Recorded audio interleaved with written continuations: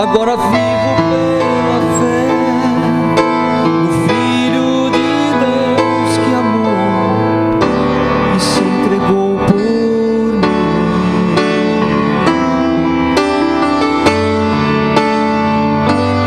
Por sua graça ofertou a salvação a todo aquele que nele crer. Com seu sangue lavou toda mancha no coração do pecador. E eu sei em quem eu creio e estou bem certo que Ele é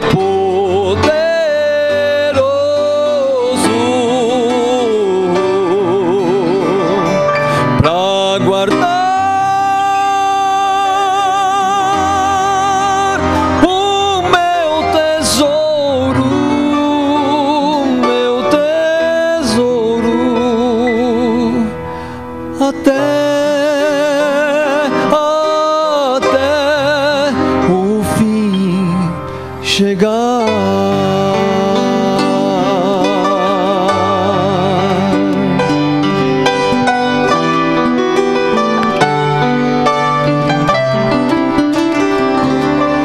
longe esteja de mim gloriar-me, se não na fé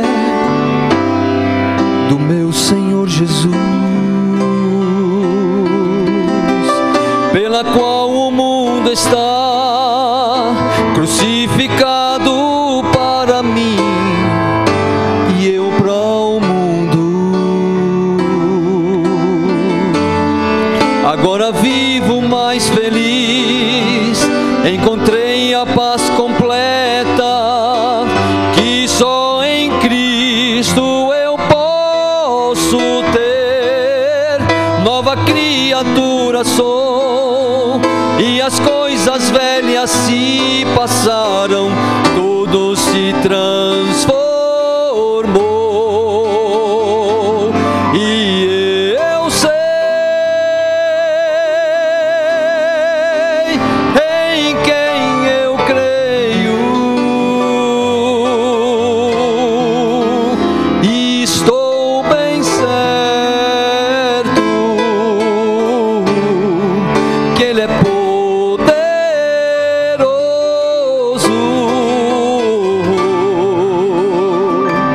para guardar o meu tesouro até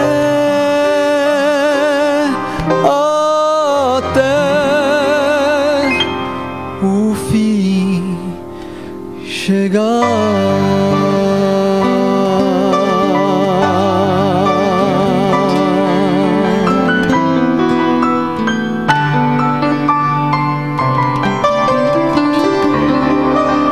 Amém, Jesus. Abram suas Bíblias no livro de Gênesis. Livro de Gênesis, capítulo 2. Livro de Gênesis, capítulo 2.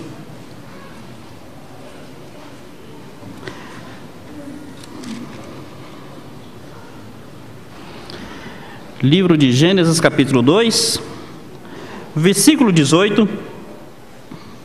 Gênesis 2, verso 18 diz: Disse mais o Senhor Deus: Não é bom que o homem esteja só. Far-lhe-ei uma auxiliadora que lhe seja idônea. Verso 21. Verso 20. Deu nome o homem a todos os animais domésticos, às aves dos céus e a todos os animais selváticos, para o homem. Todavia não se achava uma auxiliadora que lhe fosse idônea. Então o Senhor fez cair pesado sono sobre o homem. Este adormeceu, tomou uma de suas costelas, fechou o lugar com carne. E a costela que o Senhor Deus tomara ao homem, transformou-a numa mulher e lhe a trouxe. E disse o homem: Esta afinal é ossos dos meus ossos, carne da minha carne. Chamar-se-á varoa, porquanto do varão foi tomada. Por isso, deixa o homem pai e mãe, se une à sua mulher, tornando-se dois, uma só carne. Deus aplica a sua palavra em nossos corações. Todos podem assentar-se? Meus queridos, qual é o conceito que todos nós temos de cegueira? É não conseguir enxergar. Concordam? Então a cegueira física é não conseguir enxergar. Mas a Bíblia fala de uma cegueira espiritual. É uma cegueira, um embotoamento. Por exemplo, Jesus uma vez, ele lidou com um caso de cegueira. Um homem chega até ele cego. Aí Jesus passa a mão nos olhos dele e pergunta: o que vês? Ele fala: vejo os homens, pois os vejo como árvores que andam. Não é isso? Por um lado ele enxergava, mas por outro ele não enxergava bem. Ele estava: estou vendo o homem, mas eu estou vendo como árvore que andam. Quer dizer, por um lado ele enxergava, mas ainda não enxergava perfeitamente. Aí Jesus vai, passa a mão sobre os olhos dele, e o texto diz que ele passa a enxergar tudo perfeitamente. Eu queria que vocês pensassem nisso, meus queridos. Tem um tipo de cegueira que por um lado você enxerga, mas por um outro lado você não percebe o que você está enxergando. Guardem bem isso no coração, porque isso tem lição espiritual para a sua vida. Vou dar aqui um outro exemplo. Se lembra quando Eliseu, ele é cercado pelos exércitos da Síria? E aí o servo de Eliseu, o servo de Eliseu, Geazi está com Eliseu, e aí Geazi fala: olha, Eliseu, a gente está cercado, os nossos inimigos vão nos prender. Aí Eliseu fala: olha, Geazi, você está enganado, mais são aqueles que estão conosco do que aqueles que estão contra nós. Aí Geazi, eu imagino que ele deve ter pensado: olha, Eliseu é doido, tem um exército de inimigos aqui e ele está dizendo que mais são os que estão conosco. Aí o texto fala que Eliseu ora assim: Deus, abre os olhos de Eliseu, de Geazi, para que Geazi possa enxergar o que eu estou enxergando. Aí Deus abre os olhos de Geazi, e Geazi vê que entre o exército inimigo e eles havia uma miríade de anjos. O que a gente percebe nisso daí? Geazi, ele tinha um tipo de cegueira. Geazi, ele conseguia enxergar os inimigos, mas não conseguia enxergar os companheiros. Meus irmãos, pensem nisso daqui. Existe um tipo de cegueira que pode acometer o homem. Há aquela cegueira espiritual que impede o homem de perceber o seu estado pecaminoso, que impede o homem de perceber a salvação que há em Cristo, realmente. Mas há um outro tipo de cegueira que nos impede de perceber as coisas da vida de uma maneira real. E eu queria entender aqui com os irmãos que é uma cegueira nos crentes hoje, voltada à questão familiar, voltada à questão do casamento. O que é que nós estamos percebendo aqui? Adão foi criado. E Adão, quando foi criado, ele começou a lidar com os animais. E ele foi percebendo que todo animal tinha uma fêmea. Todo animal tinha uma companheira. Mas o texto fala que ele estava sozinho. E aí Deus faz com que venha sobre Adão um sono profundo. Aí Adão dorme, Deus tira a costela de Adão e Adão desperta. Quando Adão desperta, o que Adão percebe? Que aquela costela havia se transformado na sua companheira. Adão, ao despertar, ele percebeu que não estava mais só. Ele percebeu que Deus supriu a sua necessidade de companhia. Meus queridos, para que Adão percebesse a sua esposa, ele precisou despertar. Ele precisou enxergar. Ele precisou ver a pessoa que estava ali do seu lado. Eu quero fazer aqui uma associação da cegueira que impede as pessoas de perceber o que realmente é importante, de perceber princípios espirituais, com aquele sono que Adão tinha. Adão, enquanto estava dormindo, ele não percebeu que Deus já tinha preparado a mulher, porque ele estava dormindo ainda. A mulher estava ali do lado dele. Quem sabe, carinhosa como mulher é, já estava até fazendo um cafuné em Adão, né? Enquanto Adão dormia. Quem sabe ela já estava ali fazendo cafuné em Adão, cuidando de Adão, mas Adão, porque estava dormindo, não percebia a mulher que havia ao seu lado. Então ele precisou despertar. E ao despertar, o que ele vê? Osso dos meus ossos, carne da minha carne. A partir de agora eu não estou mais sozinho. Deus, vindo a minha necessidade, Ele supriu aquilo que eu precisava. Meus irmãos, todo mundo passa por duas fases no casamento. Todo mundo passa por duas fases na relação familiar. Seja marido, mulher, seja pai e filho. Sabe quais são as duas fases? A primeira fase é a fase do encantamento. E a segunda fase é a fase do despertamento. Pensa bem nisso, viu? Primeiro a gente passa pela fase do encantamento, depois a gente passa pela fase do despertamento. Primeiro a gente vê apenas o que nós queremos ver. Depois a gente vê aquilo que realmente existe. Adão, enquanto dormia, realmente tem um símbolo para descansar no Senhor. Mas Adão, enquanto dormia, ele não conseguia perceber a realidade tal qual era. Até que ele acorda e aí sim ele vê a realidade. Vamos notar um pouquinho assim essas duas fases? Por exemplo, você quando tem filhos, qual é a sua expectativa para os filhos? A expectativa é que só vai acontecer coisas boas. A expectativa é que os filhos vão ser sempre obedientes. A expectativa é que os filhos nunca vão te trazer dor de cabeça. Mas sabe o que a gente descobre? Filho mata pai de vergonha. Filho mata mãe de vergonha. Meus meninos mesmo, eles às vezes eles me deixam numa situação um pouco sem graça. Não é que eles fazem por querer, mas filho faz isso com a gente. Olha, nós quando temos nossos filhos, sabe o que nós achamos? Que nós vamos ser sempre as pessoas mais importantes do mundo para os nossos filhos. Não é verdade. Todo o menino, ele numa certa idade, sabe qual o centro de referência dele? Os pais. Depois de uma certa idade, deixa de ser os pais e começa a ser os pares. Perceberam a diferença?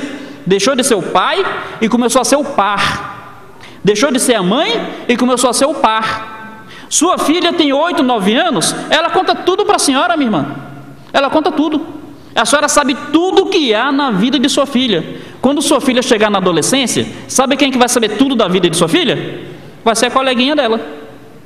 Então, a gente precisa entender que todo mundo passa por isso. No namoro, a gente tem a fase do encantamento e a gente tem a fase do despertamento. Quando a gente está namorando, a gente percebe uma coisa. Quando a gente casa, a gente percebe outra. Então, eu gostaria de, nessa manhã, compartilhar aqui com os irmãos a seguinte verdade. Nós não podemos ser cegos para o que a Bíblia ensina acerca da família, para o que a Bíblia ensina acerca do casamento. Eu queria pensar com os irmãos o que é o casamento. Queria pensar qual é o objetivo do casamento. Eu queria pensar o que faz com que o homem se torne cego para essas coisas. E no final, eu queria considerar com os irmãos como é que nós lidamos com as dificuldades que surgem no seio familiar. Em primeiro lugar, meu querido, o que é o casamento? Você já parou para pensar isso? O que realmente é o casamento? Eu estive em uma região, um tempo atrás, pregando, e ali as pessoas me procuraram e me contaram a seguinte situação familiar. Conheci uma jovem senhora, e essa jovem me falou que estava divorciada. E ela me falou que ela tinha se casado com o filho de um pastor. E assim, compartilhando comigo, ela disse o seguinte, que quando os dois estavam em crise, um outro pastor que também era da família, tinha procurado o casal e falou o seguinte, olha, casamento é igual sociedade. Quando uma das duas partes não quer mais, a sociedade tem que ser desfeita. Perceberam qual é a noção que esse pastor trouxe sobre casamento? Então vamos fazer de conta que eu e você, nós queremos construir uma loja. Essa loja, vamos supor, de confecções. E a gente montou a loja juntos, aí chega uma determinada hora que eu não quero mais a loja. De repente é porque eu acho que a loja não está dando, de repente é porque eu quero investir numa outra loja que vai me dar mais dinheiro, de repente é porque eu não quero mais sociedade, eu só quero ter a minha loja sozinho. Meu querido, se eu tiver uma loja com você e eu quiser desfazer a sociedade, tem algum problema? Tem? Não tem? Direito meu, o dinheiro é meu, eu faço o que eu quero com o meu dinheiro. Deus vai me cobrar porque eu desfiz a minha loja com você? Não. Deus minha família vai ficar prejudicada porque eu não sou mais o seu sócio? Meu querido, o que é casamento? Casamento é apenas uma sociedade? Será que quando eu não quiser mais a sociedade eu posso me desfazer no momento que eu bem entender? Meus irmãos, parem para pensar isso. O que é o casamento? A Bíblia fala que chegaria uma época, é 1 Timóteo capítulo 4, versículo 1 e versículo 3. Vou só citar aqui, quem quiser ler em casa pode ler. Chegaria uma época onde haveria espíritos enganadores e ensinos de demônios que seriam contra o casamento. Se o casamento é uma coisa sem importância, por que até os demônios se levantam contra o casamento? Meu querido, casamento não é algo sem importância não. Casamento é algo planejado por Deus. E porque o casamento é planejado por Deus, os inimigos de Deus querem acabar o casamento. É importante que nós abramos nossos olhos para poder enxergar de acordo com os olhos do Senhor. Jesus pergunta para o homem, enxerga? Ele fala, vejo os homens, pois os vejo como árvores que andam. Tem gente que fala, não, eu sei que casamento é importante, mas se de repente não dá certo, é melhor separar mesmo. Está dizendo, eu vejo os homens, mas são como árvores que andam. Aí da mesma forma que Jesus restaurou a visão daquele homem, para ele enxergar tudo perfeitamente, nós precisamos enxergar as coisas que Deus faz de acordo com os olhos de Deus. Eu não assisto novela. Tem uns 15 anos que eu não assisto novela. Mas assim, porque minha família era noveleira, então eu cresci assistindo novela. E quando eu assistia novela quando eu era criança, adolescente, sabe qual era o ponto alto da novela? Qual era o clímax? Novela sempre terminava com uma festa de casamento. O ponto alto da novela era quando o mocinho casava com a mocinha. Então tinha aquela cerimônia. E meus queridos, era naquela época onde a maior parte das pessoas tinha TV preto e branco. Mas tinha algumas que ainda tinha TV colorida. E sabe o que as pessoas queriam fazer no último episódio? Queriam ir para a casa da vizinha para assistir o casamento na TV colorida, para ver como é que o vestido da noiva era bonito. Eu não estou aqui fazendo apologia de novela, porque eu acho novela algo deprimente. Eu quero dizer o seguinte: há um tempo, a sociedade ainda dava um certo valor para casamento. Tanto é que o ponto alto da novela era a festa do casamento. Hoje qualquer novela, apesar de eu não assistir, mas a gente lê a respeito, qualquer novela, uma das coisas que já vai fazendo é destruindo a nossa noção de valores no casamento. Você não está feliz com o casamento? Larga essa, arranja outra. Você não está feliz no casamento? Larga esse, arranja outro. Meus queridos, casamento realmente é algo descartável? Eu queria jogar aqui alguns textos para os irmãos. Abram comigo aí, por favor. Malaquias capítulo 2. Malaquias capítulo 2.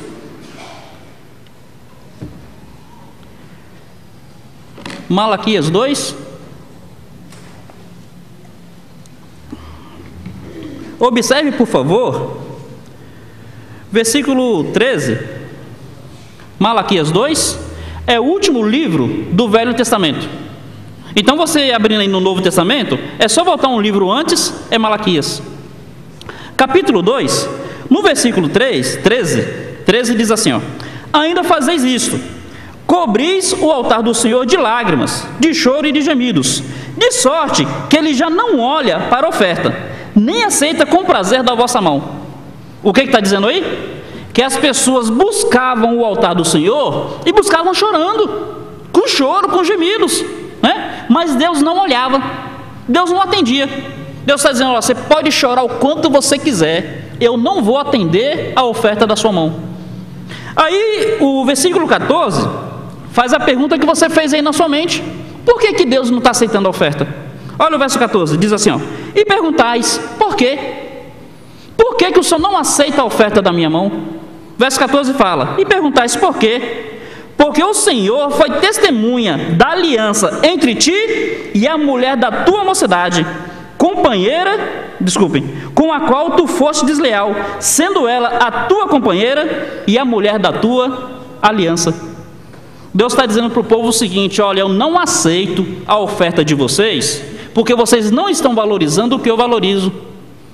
Vocês não estão valorizando o casamento de vocês. Vocês estão achando que casamento é algo banal. Você está sendo desleal com tua mulher, meu querido, não quero a tua oferta. Você está sendo desleal com teu marido, moça, eu não quero a tua oferta. Percebe que é Deus falando? Meu querido, casamento é uma aliança. E essa aliança, em primeiro lugar, não é com teu cônjuge, não. Essa aliança, em primeiro lugar, é com Deus. Casamento é uma aliança, e a aliança não é com o Estado. O Estado está assim, ó: é mais fácil divorciar do que casar. Se você quiser se casar aqui em Conquista, você precisa ir para o fórum 3 horas da manhã, 2 horas da manhã, para dar o seu nome. E só vai ser daqui a uns 3 meses. Então, para casar, essa é trabalheira. Se você quiser divorciar, você chega ali em menos de 15 minutos, contanto que vocês não tenham filhos, menos de 15 minutos vocês divorciam. Então, está mais fácil divorciar do que casar diante da sociedade. Mas casamento não é uma aliança com o Estado, não. Casamento, em primeiro lugar, é uma aliança com Deus. Meu querido, para pensar nisso. Deus não aceitava a oferta da mão daquele povo. Por quê? Porque o povo não estava valorizando o que Deus valorizava. Queria jogar para os irmãos aqui uma outra coisa para nós pensarmos. Isso daqui que eu estou falando é senso comum. Todo mundo vai concordar: não, realmente casamento é instituído por Deus. Mas sabe o que eu já vi muito crente falando? Mas, e se o meu casamento não foi planejado por Deus? Então a pessoa fala assim: e se eu casei fora da vontade de Deus? Se eu casei fora da vontade de Deus, isso quer dizer que eu posso me divorciar quando eu bem entender. Eu já vi muito crente dizendo isso. Mentira. Isso é mentira. Vou mostrar para os irmãos aqui na Bíblia. Aliança feita com Deus não pode ser desfeita. Observe comigo aqui um texto. Josué, capítulo 9. Josué, capítulo 9.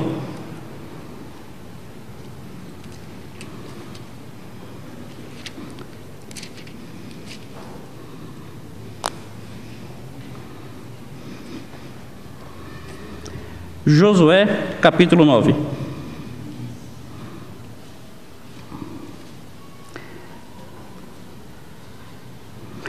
Versículo 14 diz assim.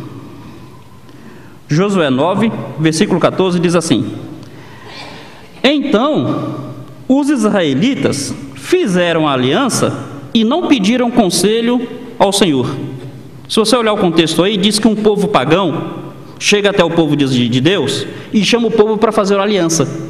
E o povo, precipitadamente, enganado, o povo faz a aliança sem pedir conselho a Deus. Eles fizeram uma aliança sem pedir conselho ao Senhor. Foi da vontade de Deus? Não foi. Observe aí o versículo 16. Ao cabo de 3 dias, depois de terem feito a aliança com eles, ouviram que eram seus vizinhos e moravam no meio deles.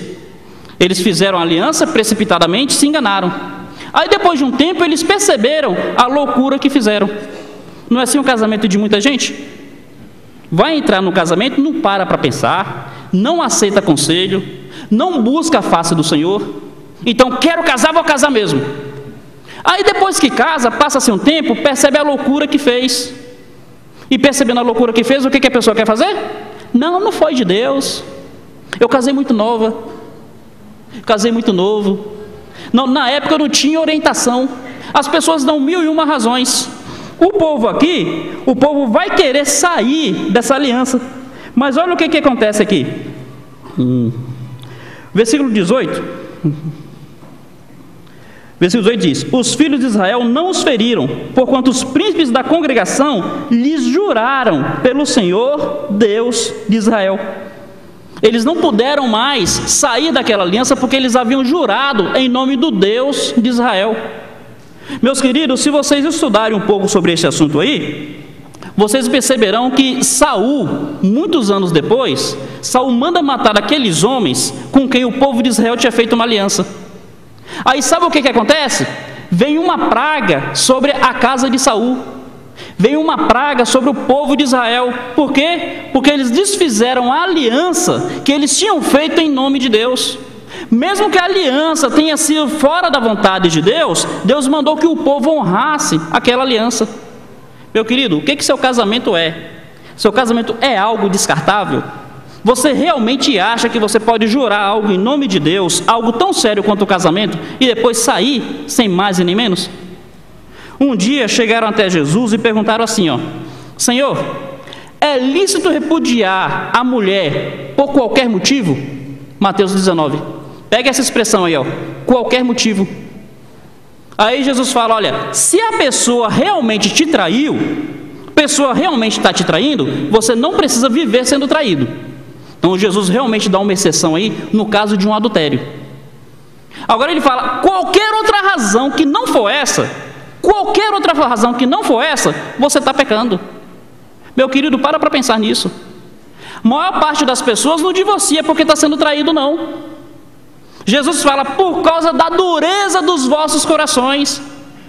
Meus irmãos, o que é isso? É cegueira. A pessoa não consegue enxergar as coisas com os olhos de Deus. Não consegue ou não quer enxergar. Para pensar nisso, meu querido. Teu casamento, em primeiro lugar, é uma aliança com Deus. É uma aliança com o Senhor. Então, o que você deve fazer? 2 coisas. Pensa bastante antes de entrar nessa aliança. Você que é solteiro. Primeira coisa que você tem que fazer. Pensa bastante antes de entrar nessa aliança. Porque se você entrar nessa aliança, Deus vai querer que você honre essa aliança. Para você que já é casado, pastor, eu já entrei nessa aliança, o que eu faço? A Bíblia diz que depois que Deus uniu o casal, Deus os abençoou. e disse: crescei vos, multiplicai-vos, enchei a terra. Agora que você entrou nessa aliança, meu querido, busca a bênção de Deus para a aliança. Senhor, olha, eu entrei na aliança e agora eu não vou sair porque eu quero ser fiel ao Senhor. Abençoa essa aliança, usa de misericórdia, converte o coração dessa mulher, converte o coração desse homem, quebranta, Deus, porque eu já entrei nessa aliança, eu não posso mais sair. Perceberam, meu querido? Antes de entrar na aliança, pensa bastante. Depois que você entrou nessa aliança, busca a bênção de Deus, invista no seu casamento. Em primeiro lugar, o que o casamento é? Casamento é algo criado por Deus. Pastor, eu me casei com uma pessoa que não é crente. Você devia ter pensado nisso antes de casar. Antes de casar, você deveria ter pensado. Já que você casou, você está comprometido com Deus em honrar essa aliança. E qualquer pessoa que pensar diferente, me mostra na Bíblia. Qualquer pessoa que disser: não, pastor, não é assim, vamos lá para a Bíblia. Me mostra em uma situação onde não há traição e você pode se separar. Não tem na Bíblia, meu querido. Tem na sua cabeça pode ter, mas nós não devemos viver pela sua cabeça, nós devemos viver pela palavra de Deus. O que é o casamento? Você vai ficar embaçado os seus olhos ou você vai procurar enxergar as coisas de acordo com a palavra de Deus? Antes de entrar na aliança, ora, busca a direção de Deus. Depois que você entrou, pede a bênção de Deus para essa aliança. Senhor, abençoa meu casamento, abençoa meu lar, me dá graça para poder lidar com essas situações. Indo adiante, qual o objetivo do casamento? Para que a gente casa? Para que nós entramos no casamento? Fui no fórum um tempo atrás, assisti uma cerimônia, o juiz casando, e o juiz falou o seguinte, que ninguém deve casar para ser feliz. A pessoa deve casar para fazer feliz. Bonito, né? Não é verdade? Tem gente que acha que casa para ser feliz. E tem gente que diz que você deve casar para fazer feliz. Nenhum dos dois é verdade. Não é? Você não vai ser feliz no casamento. Você vai ser feliz na sua relação com Deus. Quando a pessoa está infeliz, o problema não é o casamento. O problema não é a falta de dinheiro. O problema não é a doença. Essas coisas são desconfortáveis, mas a nossa felicidade está na nossa relação com Deus. Não foi isso que Cristo veio? Disse: vim para que tenham vida e vida em abundância. Quem crê em mim, como diz as Escrituras, do seu interior fluirão rios de água viva. Meu querido, se você está insatisfeito, procura avaliar como é que está a sua relação com Deus. Começa aí. Então, nós não casamos para ser feliz. Mas também, se eu disser que eu me casei para fazer feliz, olha o peso que vai estar nos meus ombros. Isso quer dizer que se um dia a minha esposa estiver infeliz, a culpa é minha? Para pensar nisso daí, meu querido. Para pensar. Sabe para que nós casamos, meus queridos? Pensa bem nisso daqui. Deus viu que Adão estava só. O texto fala que Deus viu que Adão estava só. O texto não fala que Deus viu que Adão estava infeliz.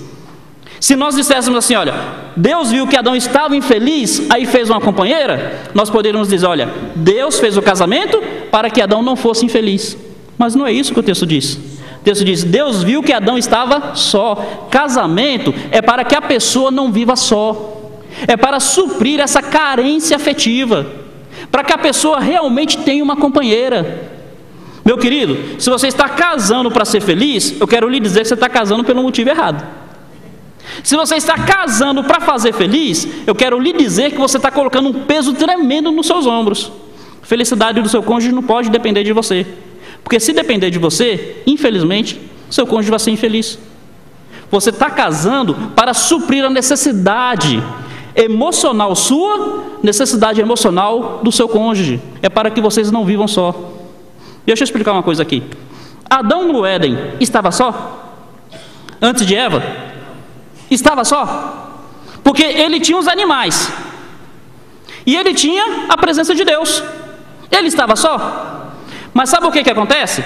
Os animais estavam num nível abaixo dele. Deus num nível acima dele. Então ele tinha a presença daqueles que estavam abaixo, tinha a presença daqueles que estavam acima. Não tinha a presença de alguém que estivesse em igualdade. Percebeu o que é o casamento? Num certo sentido, ninguém aqui está só. Você que é solteiro, você não está só. Você tem seu pai. Mas casamento não é igual pai. Você tem sua mãe, mas casamento não é igual mãe. Você tem seus irmãos, mas não é a mesma coisa. Você tem seus amigos e suas amigas, mas nada disso é a mesma coisa.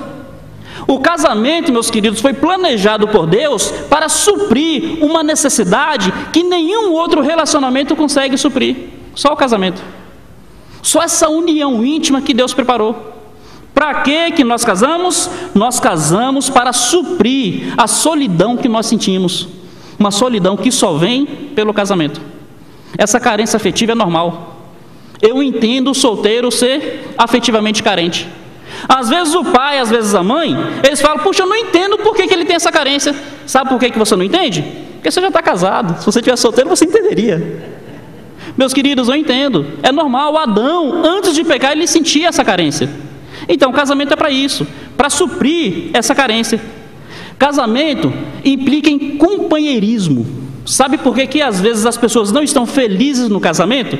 Porque de repente elas não estão sendo companheiras ou não estão tendo companheiros. São muitos os viúvos de cônjuges vivos. São muitas as viúvas de maridos vivos. Olha, meu querido, nós precisamos entender que o nosso compromisso no casamento é ser companheiro. Nosso direito no casamento é ter companhia. E isso daí, meu querido, vai se dar, entre outras coisas, através do diálogo. Entre outras coisas, se nós percebermos o que é que a Bíblia planejou para o nosso casamento. Aí está o camarada trabalha o dia inteiro. E à noite ele sai para jogar bola. E quando chega ele vai para a internet. Meu querido, você pode ser o marido que for, você está sendo negligente. Porque em primeiro lugar você precisa ser um companheiro para sua esposa. Tá, a mulher se preocupa com a arrumação da casa, se preocupa com a criação dos filhos, se preocupa com a atividade da igreja, e tudo isso é bom. Mas olha, no casamento em primeiro lugar você tem que ser uma companheira. Meus queridos, casamento é isso. Sabe uma outra razão que a Bíblia dá para o casamento? Intimidade sexual. Casamento implica em intimidade sexual. E aí eu entendo o solteiro e a solteira, eles não querem estar sozinhos. Porque quem é casado vai concordar comigo numa coisa: sexo é bom. Quem é casado vai concordar com isso. E se você é casado e você acha que sexo não é bom, tem um problema na sua vida. Você precisa procurar ajuda. Então, Paulo não fala isso? Se a pessoa não consegue conter o seu abrasamento, aí Paulo fala, melhor é que se case. Não é isso que Paulo fala? E depois para o casado, sabe o que Paulo fala no capítulo 7, versículo 2 de 1 Coríntios? Que o homem não tem poder sobre o próprio corpo, quem tem é a mulher. E que a mulher não tem poder sobre o próprio corpo, quem tem é o marido. E aí Paulo fala o seguinte, que um deve suprir a necessidade do outro. Meu querido, pense bem nisso daqui. Paulo está dizendo que a mulher tem tantas necessidades quanto o homem. Primeiro século, hoje a sociedade é machista, mas no primeiro século, Paulo, pela palavra de Deus, ele está dizendo que o homem tem necessidade e que a mulher tem necessidade. E que do mesmo jeito que o homem tem direito da sua necessidade de ser suprida, a mulher tem direito da sua necessidade de ser suprida. Casamento é para isso, gente. Casamento é para isso. Mas isso daí vai entrar uma coisa que se chama diálogo. Vai entrar uma coisa que se chama coração aberto. Vai chegar uma coisa que se chama esclarecimento bíblico. Nós precisamos entender qual é o plano de Deus para o casamento. Então Adão, ele precisou despertar. Ele precisou acordar para essas realidades. Talvez o que aconteça com muita gente aqui no casamento é que precisa acordar para o que Deus ensinou. Se acordar para o que Deus ensinou, pode ter certeza, o casamento vai alcançar uma dimensão que era esperada por Deus. Vamos aqui um pouquinho adiante. Nós precisamos acordar também, sabe para quê? Para certas situações familiares. Tem coisas que deixam os nossos olhos cegos. Eu costumo chamar isso de mecanismo de emburrecimento. Mecanismo de emburrecimento, deixa a pessoa burra. Sabe uma coisa que é um mecanismo de emburrecimento tremendo? Namoro. Namoro deixa a pessoa burra. Desculpa a expressão burra. Vamos colocar aí embotoamento, se alguém preferir. Sabe por quê? Tem um provérbio chinês que diz assim, ó: você deve abrir os seus olhos no namoro e fechar os olhos no casamento. Percebeu o provérbio? Você deve procurar conhecer a pessoa quando está namorando. Ver aí quais são os defeitos. Já viu os defeitos no namoro? Fecha os olhos no casamento. Para de notar os defeitos depois que casa. Bom, mas eu não quero pensar muito no provérbio, eu quero dizer que nós fazemos diferentes. Nós fechamos os olhos no namoro. E nós só abrimos os olhos depois do casamento. Então o que acontece? Antes do namoro está com aquele sono de Adão. Antes do casamento, está com sono de Adão. Não vê problema nenhum. Meu querido, nós precisamos abrir os olhos para essas coisas. Precisamos enxergar isso. Olha, pai precisa enxergar seus filhos. Sabia que no meio dos crentes, a maior parte dos filhos dos crentes perdem a virgindade dentro de casa? Não é fora, não. Os filhos dos crentes, na sua maior parte, eles não vão em motel para perder a virgindade. A maior parte perde dentro de casa. Por quê? Porque os pais são cegos. Os pais acham que a única necessidade deles é da comida, é da educação. Precisa passar valores, precisa ensinar. Pai, você já conversou com seu filho sobre isso? Mãe, já conversou com sua filha sobre isso? A Bíblia fala sobre um caso de estupro. Esse estupro aconteceu entre dois irmãos. E sabia que esse estupro aconteceu entre esses dois irmãos dentro da casa do pai? Os filhos de Davi. Sabe o que acontece? A Bíblia fala que Amon, ele tinha se apaixonado por Tamar. E o que Amon fez? Amon fez de conta que estava doente. Aí chamou o pai e falou: olha pai, eu estou doente, eu não quero comer nada. Manda tua filha, pai, vestir a melhor roupa que ela tiver. E manda ela vir aqui, dar comida na minha boca. Sabe o que era para o pai dizer para Amon? Para dizer o seguinte: olha, minha filha é princesa, minha filha não é cozinheira não, meu querido. Negócio de minha filha entrar no seu quarto para te dar comida na boca. Meu querido, são muitos os pais que deixam os filhos namorarem dentro do quarto. Pastor, o senhor está sendo muito conservador. Olha, meu querido, eu prefiro ser quadrado do que ter uma filha redonda. Com você é diferente? Com você é diferente? Eu não quero aqui cair no legalismo com os filhos. Eu quero te dizer o seguinte: você como pai, você tem que proteger o seu filho. Você tem que proteger a sua filha. Nessa história de Amon e Tamar, sabe o que o texto fala? O texto fala que o amor de Amon por Tamar era tão grande que Amon nem comia. Tanto amor que ele tinha, ele nem comia. Não é assim em paixão de namoro? Paixão de namoro é isso, rapaz. A pessoa só enxerga o namorado, só enxerga a namorada. Então o pai, ele passou 20 anos tentando cuidar do filho. Aí o filho entra no namoro e esquece tudo que os pais ensinaram. Um pouquinho por culpa dos pais? Talvez, mas também muito por culpa dos filhos. Aí o texto fala que depois que Amon se aproveitou de Tamar, sabe o que ele fez? Ele jogou ela fora. Expulsou do quarto dele. E o texto fala que o ódio que Amon sentia por Tamar era maior do que o amor que antes lhe devotara. Perceberam o texto? 2 Samuel capítulo 13. Quem tiver curiosidade de ler em casa. Fala que depois que ele se aproveitou de Tamar, depois que ele abusou sexualmente dela, o ódio que ele tinha para com ela era maior do que o amor que tinha antes. Todo mundo já viu isso aqui. Todo mundo já viu. A pessoa está namorando, como é que é? Meu amor, minha gata, minha linda, aquela paixão tremenda, né? Depois que termina o namoro, o que diz? Não quero ver nem pintado de ouro. Quem é que nunca viu isso aqui, gente? É a Bíblia. É a Bíblia. Quando está namorando, não consigo viver sem. Eu conheci uma mulher que ela até desmaiava por causa do namorado. Desmaiava. Depois que casou, separou do marido, o marido vivia no pé dela, ela não queria mais de volta. Porque depois, o ódio que sentia era o maior que o amor que antes devotara. O que é isso, gente? A palavra de Deus nos esclarece isso. Para pensar no seu namoro. Para pensar na sua relação com outras pessoas. Pais, comecem a perceber mais atenção nos filhos de vocês. Sabe como é que namoro deve ser? Namoro deve ser um tempo de conhecimento. Não deve ser um momento de fechar os olhos. Deve ser um momento de abrir os olhos. Sabe por que você precisa observar no namoro? Você precisa observar o seu jeito. Namoro te faz a se conhecer. Você acha que não é ciumento porque nunca namorou. Depois de começar a namorar, você vai perceber que é ciumento sim. Então, namoro deve fazer você conhecer a pessoa com quem você está namorando. E namoro deve levar você a conhecer a direção de Deus. Namoro é para isso, gente. Eu conheço a mim, conheço a pessoa e eu vou conhecendo a direção de Deus. Tem uma passagem na Bíblia, eu quero colocar apenas como aplicação. Se lembra a parábola das 10 virgens? As 10 virgens iam entrar numa festa de casamento, não iam? Quantas foram as que entraram? E as 5 que entraram por quê?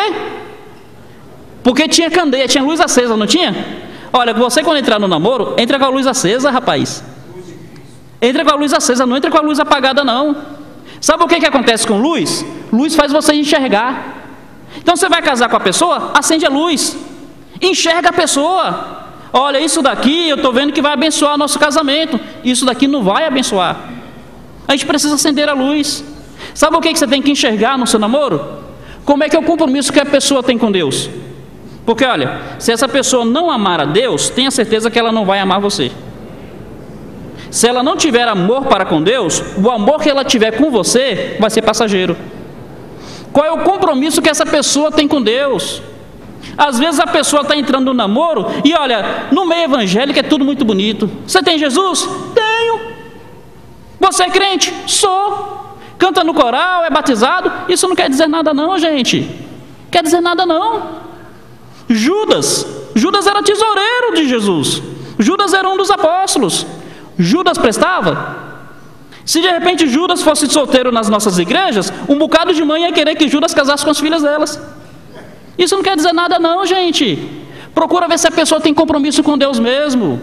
Procura ver se a pessoa ama Jesus. Nós precisamos enxergar isso no namoro. Tem muita gente que está dormindo para essas realidades. Muita gente não se desperta para isso. E a palavra de Deus manda que nós nos despertemos. Outra coisa que deixa a gente meio emburrecido é a sociedade. A sociedade traz uma visão sobre casamento que não é verdadeira. Como é que é? Os dois casaram e viveram felizes. E aí você acha que se você tem problema no seu casamento é porque o seu casamento deu errado. E não é. Todo casamento passa por dificuldade. Abre comigo no texto aí, por favor. Abre 1 Coríntios, capítulo 7. 1 Coríntios, capítulo 7. Verso 27 e 28. Não, verso 28 só. 1 Coríntios, capítulo 7, verso 28. Diz assim: mas se te casares, com isso não pecas. E também, se a virgem se casar, por isso não peca. Ainda assim, tais pessoas sofrerão angústias na carne. E eu quisera poupar-vos. Se a pessoa casar, o que vai acontecer com ela? Vai sofrer angústia? Essa ideia de casamento perfeito não existe não, gente. Não existe não. Eu já vi algumas pessoas dizer: olha, eu sou casado tem 20 anos, nunca briguei com meu cônjuge. Eu falo: ai, mentiroso. Nunca brigou o quê, gente? Olha, nunca teve um problema mais grave. Tudo bem, eu concordo. Nunca precisou assim de ter uma coisa mais drástica. Tudo bem, eu concordo. Mas problema tem. Para você me dizer que você casou e não tem problema nenhum, você vai ter que fazer 2 coisas. A primeira é rasgar esse texto, porque o texto fala que se a pessoa casar vai ter tribulação na carne. E a segunda, sabe aquele verso que diz assim, que anjo não casa nem se dá em casamento? Você vai ter que rasgar aquele texto também, que para não ter problema tem que ser anjo. Mas anjo não se casa nem se dá em casamento. Todo casamento passa por dificuldade. Lembra que Jesus Cristo falou que você pode construir 2 casas? Uma casa na areia, a outra casa na rocha. Qual é a diferença? É que uma das 2 não passa por enchente? As 2 passaram. Uma das 2 não recebe chuva? As 2 receberam. Uma das 2 não tem vento sobre ela? As 2 tiveram. Então Jesus, quando fala sobre casa que resiste, ele não está dizendo que a casa resiste porque não passa por luta. Ele está dizendo que a casa passa pelas mesmas lutas que as outras passam. Sabe qual é a diferença? É que a casa está na rocha. Meu querido, construir casa na areia é fácil. Você já tentou cavar na areia? É super fácil. Você está namorando? Você pensa em casar? Tudo é fácil, você não pensa? Tudo é fácil. A gente vai casar e a gente vai viver de amor. Tudo é fácil. Cavar na areia é fácil. Mas sabe qual é o problema? Você constrói fácil, só que a casa cai fácil. Cavar na rocha não é fácil não. Você já pensou cavar na rocha? Arrebenta as mãos. É difícil e é demorado. Mas sabe o que acontece?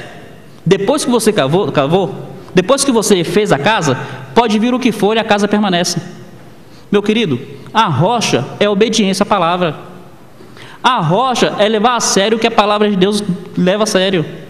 Você tem certeza que o seu relacionamento está dentro da palavra de Deus? Se você tiver certeza, vai adiante no seu namoro. Se você não tiver certeza, olha, Deus está mandando parar. No seu casamento, você realmente está levando o seu casamento de acordo com o que a Bíblia ensina? Se você não está, se arrependa, se quebrante e comece a valorizar a palavra de Deus no seu casamento. Meus queridos, a grande necessidade que nós temos, não é nem tanto de aprender coisas novas, é de valorizar aquelas que nós já temos aprendido há tanto tempo, mas parece que entra no ouvido e sai pelo outro. Sabe qual a certeza que eu tenho acerca de casamento? Deus não faz nada para trazer tristeza ao homem. Deus faz é para abençoar. Sabe por que Deus fez o casamento? Para abençoar Adão, para abençoar a Eva, para abençoar a raça humana. Sabe qual é o propósito de Deus para o seu casamento? É que seja uma bênção na sua vida. Mas, meus queridos, tem bênçãos que Deus faz sem depender de nós. O sol vai nascer todo dia e não depende de você. Deus quer trazer sol sobre a sua vida e o sol vai nascer todo dia. Agora, tem bênçãos que, para que essas bênçãos se concretizem, depende de nós sim. E casamento, para que seja uma bênção na minha vida, depende de mim. Até onde aquilo que está dependendo de nós realmente estamos investindo? Meu querido, o teu namoro é um preparo para o teu casamento. Mas para que isso seja uma bênção, depende de você. Invista, valorize a palavra de Deus. Meus irmãos, enquanto que o mundo é cego, Jesus falou: quem me segue não andará em trevas, mas terá a luz da vida. Você não precisa ter um namoro cego como é o namoro do mundo. Você não precisa ter um casamento cego como é o casamento do mundo. Se você realmente tem Jesus, você tem tudo, tudo mesmo, para que o Senhor faça o melhor dele na sua vida. Então somente abra seus olhos para a palavra do Senhor. Comece a enxergar isso a partir dos olhos de Deus. Você pode ter certeza, o Senhor é fiel. Nenhum dos que nele confiam já foi envergonhado, e você não vai ser o primeiro. Mas isso depende de fé. Isso depende de realmente crer. Isso depende de uma fé que te leve a se comprometer, arrancar o olho fora se for o caso. Mas, meus irmãos, vale a pena, porque o nosso Deus é fiel e com certeza Ele vai abençoar a sua casa. Que Ele nos abençoe. Queria convidá-los aqui a curvarem suas cabeças. Quero chamar todo mundo aqui a orar, levantar um clamor diante do Senhor. Peça misericórdia de Deus sobre a sua casa, meu querido. Realmente existem inimigos espirituais? Existe. Mas esses inimigos espirituais só vão ter vitória se você der vitória na mão dele. Se você realmente for fiel à palavra do Senhor, se você realmente procurar construir na rocha, pode vir o vento que for, a tempestade que for, a sua casa permanece. Você que não casou ainda, que está namorando, lembra disso. Teu casamento, ele pode ser duas coisas. Ele pode ser a antessala do céu, mas ele pode ser o quintal do inferno. E não é força de expressão não, é real. Pode ser a antessala do céu ou o quintal do inferno. Pensa nisso agora. Leva a palavra de Deus a sério. Se Deus está dizendo não, não vai.